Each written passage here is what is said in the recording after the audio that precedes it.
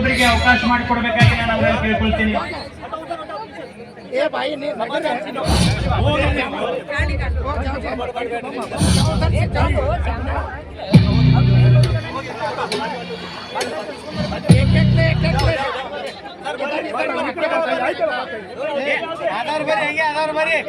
ದಯವಿಟ್ಟು ವೇದಿಕೆ ಮೇಲಿದ್ದಂತ ಯುವಕರು ದಯವಿಟ್ಟು ನಾನು ತಮ್ಮಲ್ಲಿ ಕೇಳ್ಕೊಳ್ತೀನಿ, ಅನುಕೂಲ ಮಾಡಿಕೊಡಿ.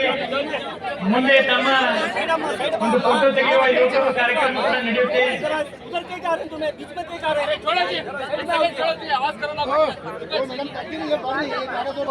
ಅರುಣ್ ಅವರು ವೇದಿಕೆ ಮೇಲೆ ಯುವತಿಗೆ ಬರ್ಕಲಿಕ್ಕೆ ಅನುಕೂಲ ಮಾಡಿಕೊಡ್ಬೇಕಾಗಿ ಮಾಡ್ಕೊಳ್ತೇನೆ. ಆ ಕಡೆ ಬಿಡೋಣ, ಆ ಕಡೆ